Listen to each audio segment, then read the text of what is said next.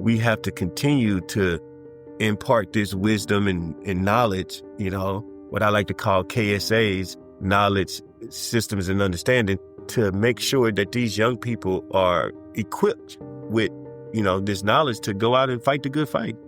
This is Hourglass, the podcast for United Way of King County in Seattle. Coming up, we'll spotlight Glover Empower Mentoring, a Kent-based organization that mentors youth and young adults in King and Pierce counties. United Way proudly supports Glover Empower Mentoring, and in this episode, we'll chat with its founder, Kendrick Glover, and other members of its staff about the organization's efforts to provide safe spaces for young people to bond, express themselves, and navigate this uncertain political climate.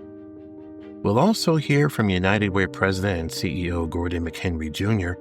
about our work during these challenging times, and we'll spotlight our free tats preparation campaign. I'm your host, Joe Burris. Thanks for tuning in.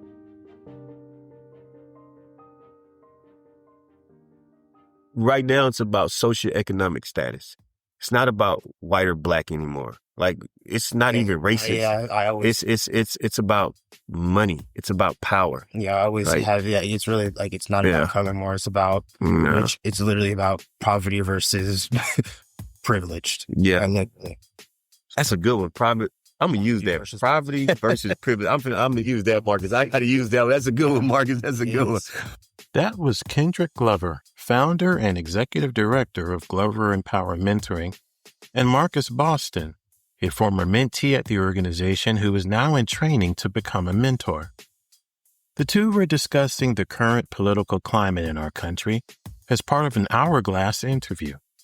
Kendrick launched the Kent-based organization in 2014 to address the social and emotional needs of young adults and to tackle the root causes of school delinquency, truancy, youth crime, and other destructive behaviors.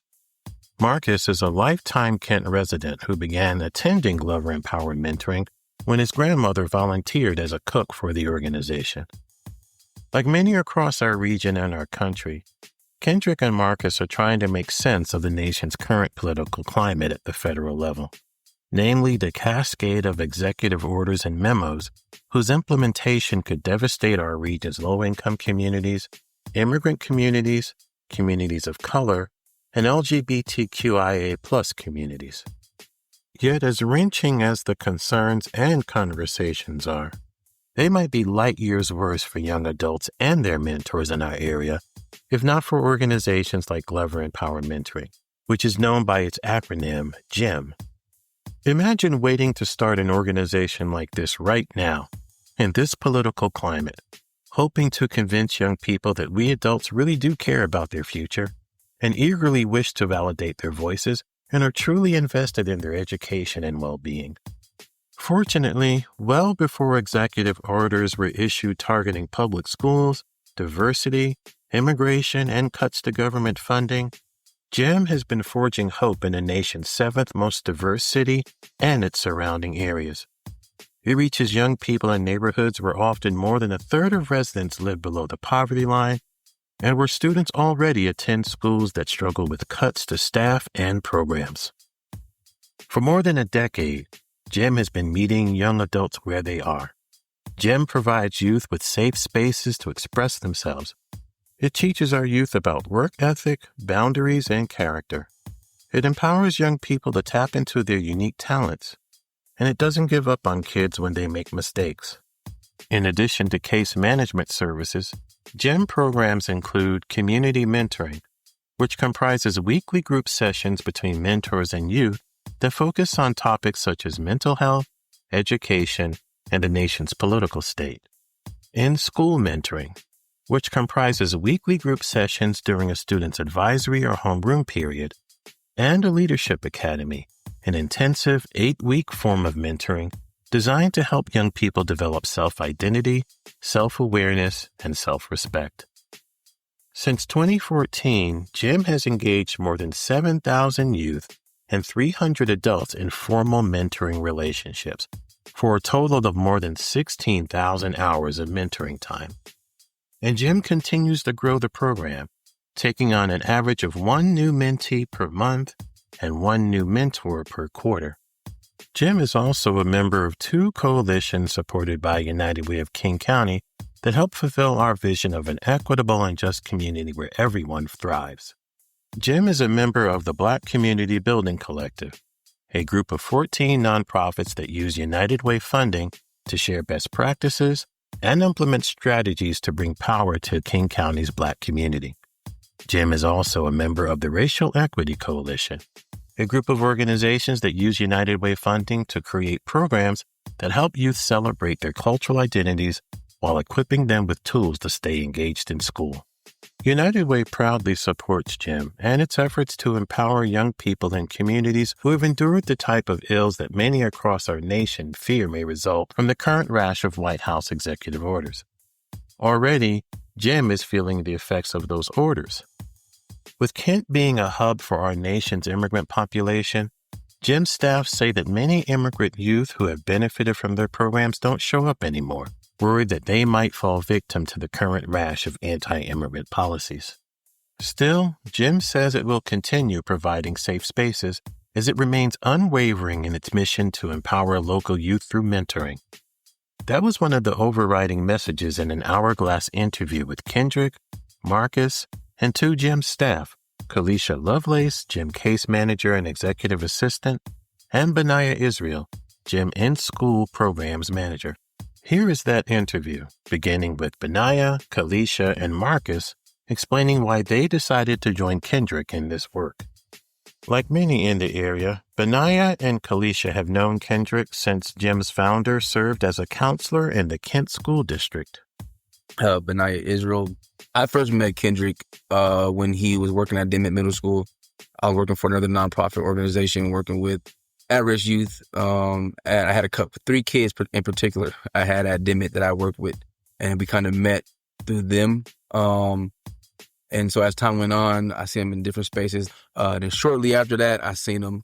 I was at another job doing mentoring, and I came down to check him out, and I was contemplating on leaving my other job. And so I came down and just asked him, kind of, what are you doing now? He's like, what is my organization? It's Glover Power Mentoring. I was like, man, you got any spaces open? He was like, I don't right now. And he's like, well, check with me again in a couple weeks. So, let a couple weeks go by, came down. He was like, I don't got nothing yet, but I got you. So I came back maybe like a week after that. And then he just gave me an interview right on the spot, him and the rest of the team. It was weird because you don't normally stuff happen like that. So it was just an interview right on the spot. I ended up doing the interview, and then I ended up getting on and coming on as a case manager.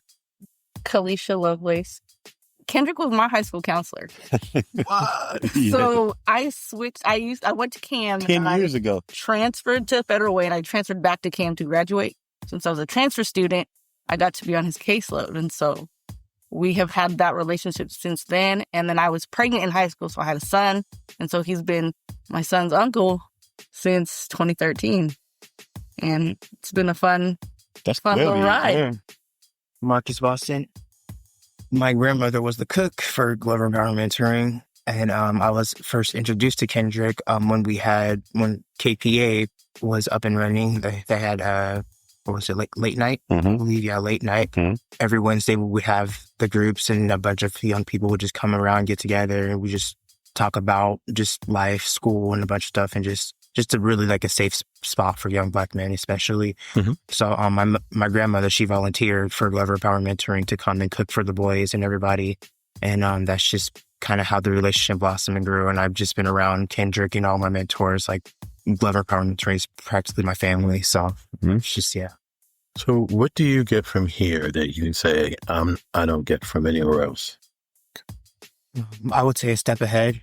For me personally, I didn't really have a really strong support system, especially when it came to school. I was always moving from school to school, especially from like Campbell Hill to Kent Elementary. I was just constantly moving with my grandmother. Mm-hmm. And when I originally joined Glover Power Mentoring, I was not expecting what I was like expecting now.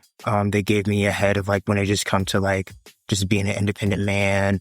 They taught me a lot of valuable skills just about life, just about being my own person. I would say they put thought and knowledge into the youth that generally comes into this program, and they only want to see you succeed more than likely. Where are young people right now? Young people right now are at a crossroads, I would say. They're at a crossroads because they are battling what is reality and what is social media. Okay. Right? Because the internet has a hold on our young people like we've never seen. I mean, they live and breathe that thing, man. Like the social media apps is something that, these kids are living and dying by. On one end, it's a gift because you can make a lot of money off of content. But then on the other end, it's a curse because you can make a lot of money off of content. So it's like, is it good content? Is it bad content? Is it content that's going to, help somebody on their journey through life? Or is it content that's going to show people how to, fight and boost cars? That's where that whole Kia Boys thing came from. And we got a couple of young people that, that we mentor that came out of that struggle. So young people are at a crossroads right now, and they got to decide where they're going to, turn.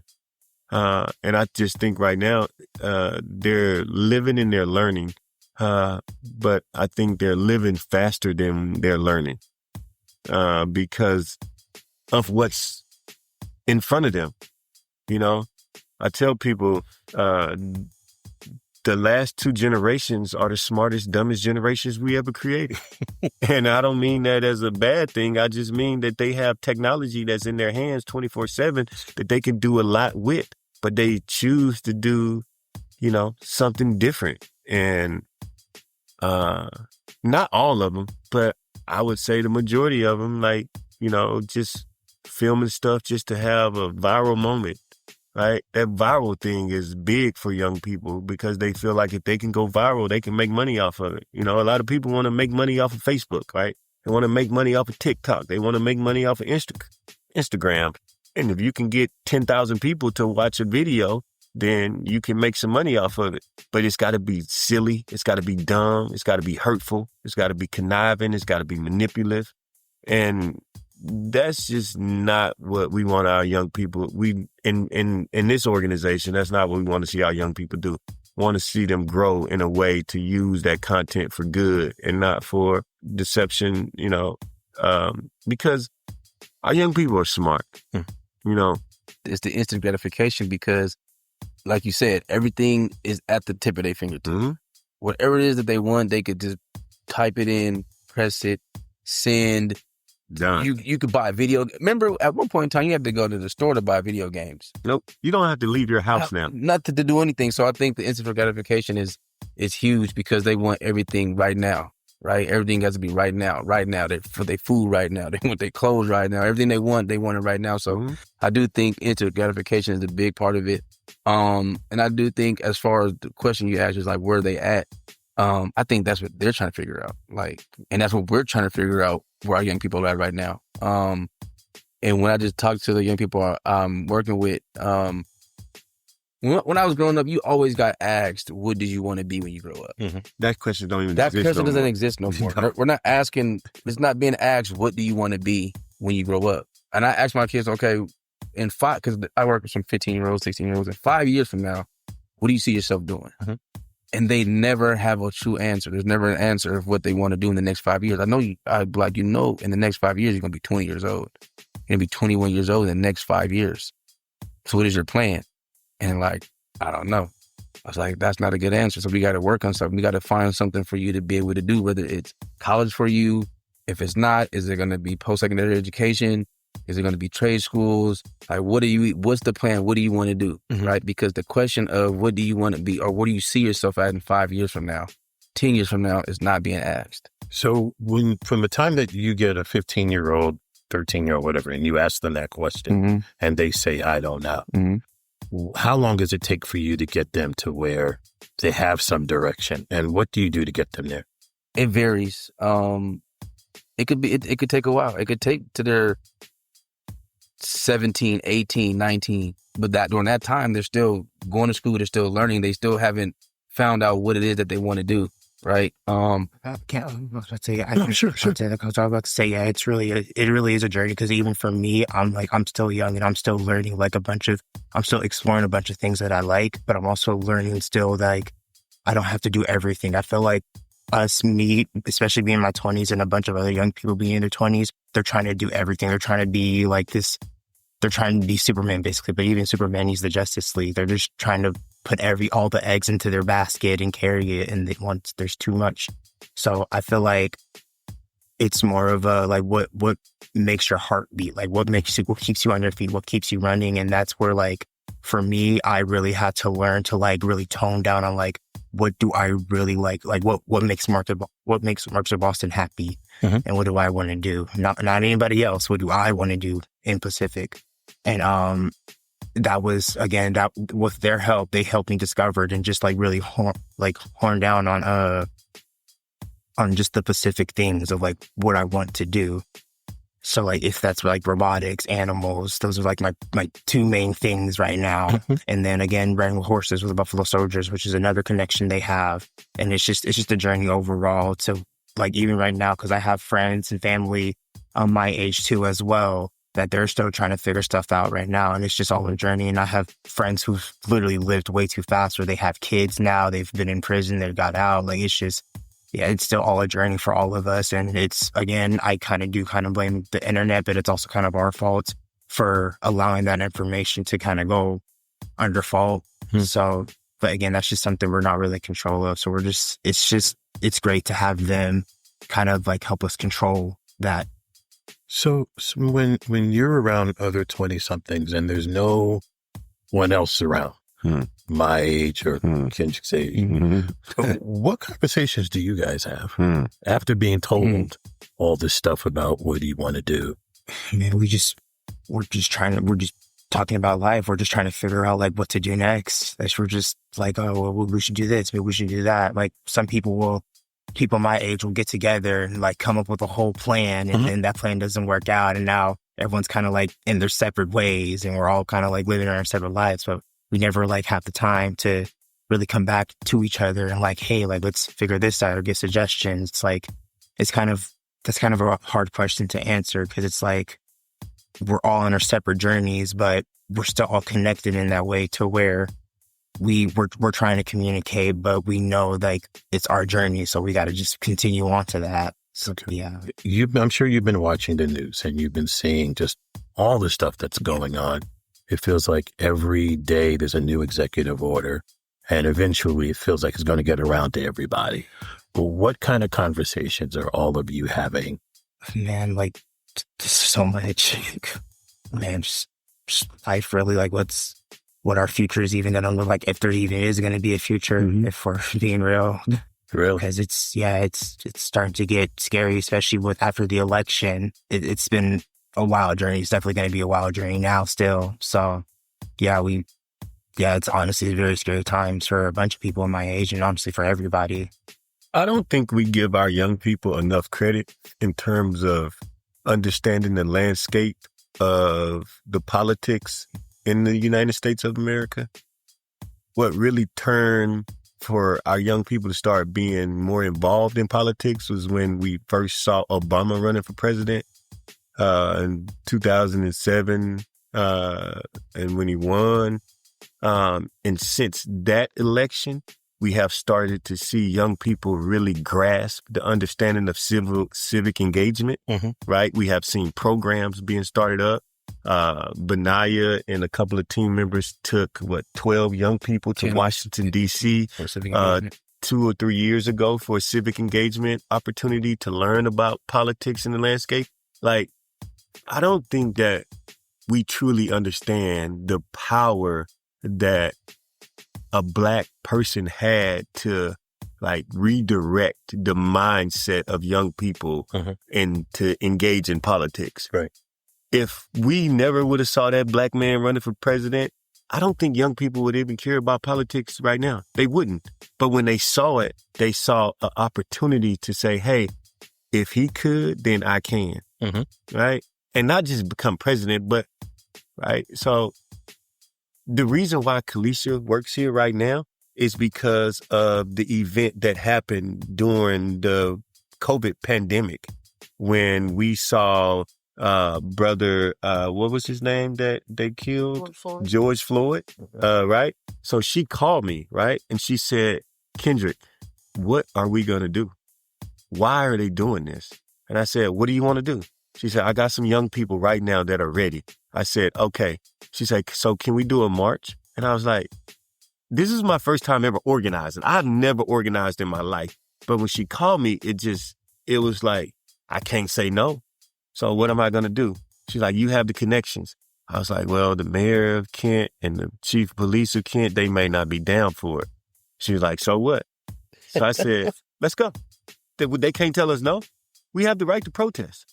They can't say nothing. Either they're going to walk with us or they're going to stand against us. And standing against us at this time right now will be way worse for their political career than it would be standing with us. So guess what they did?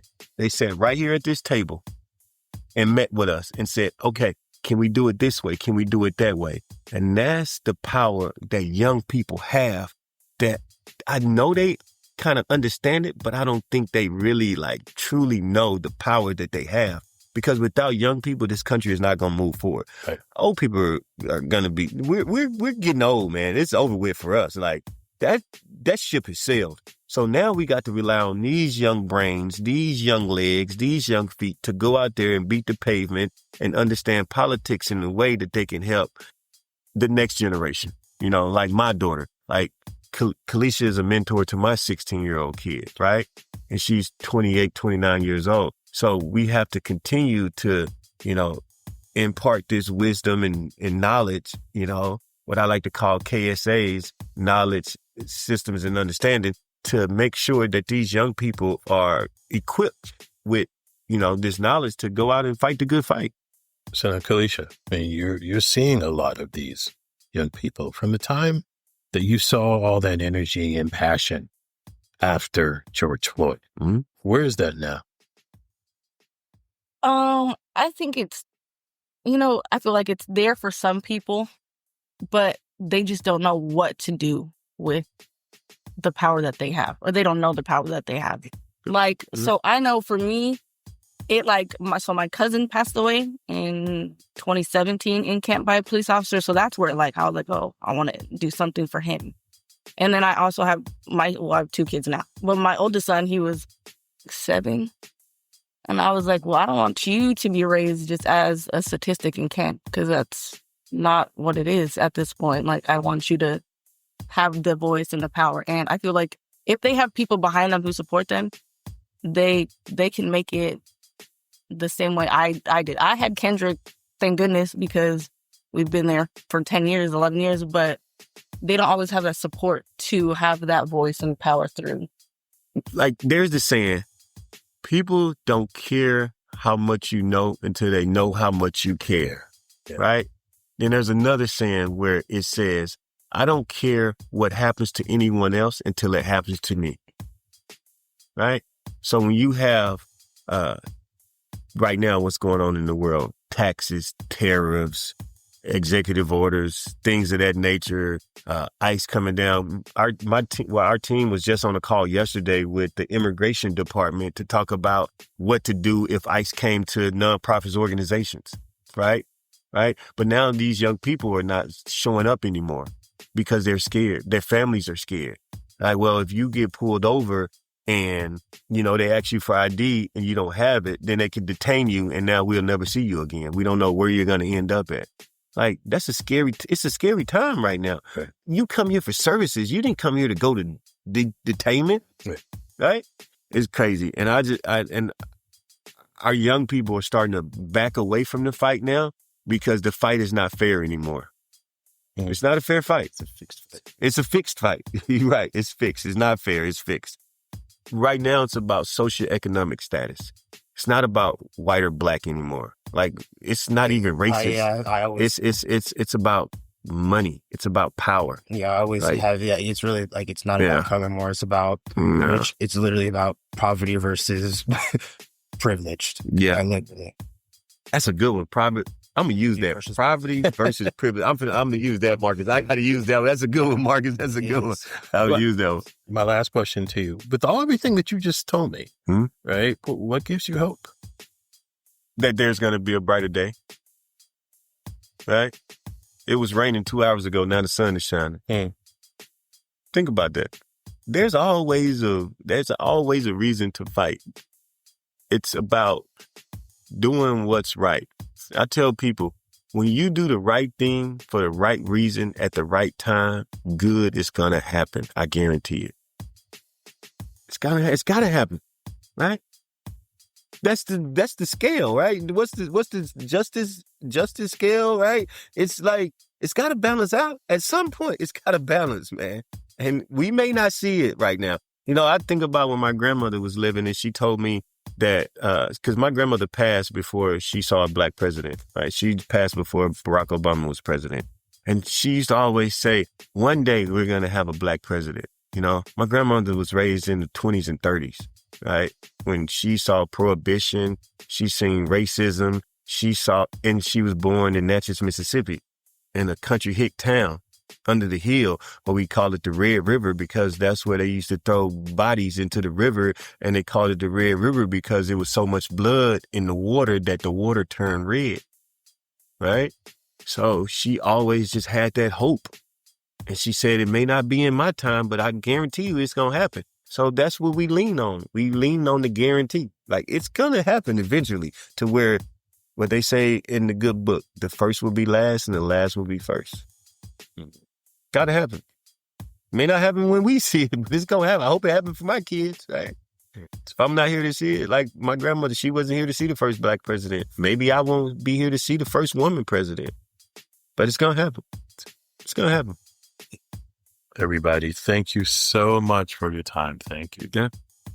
For more information about Glover Empower Mentoring, log on to gemwa.org.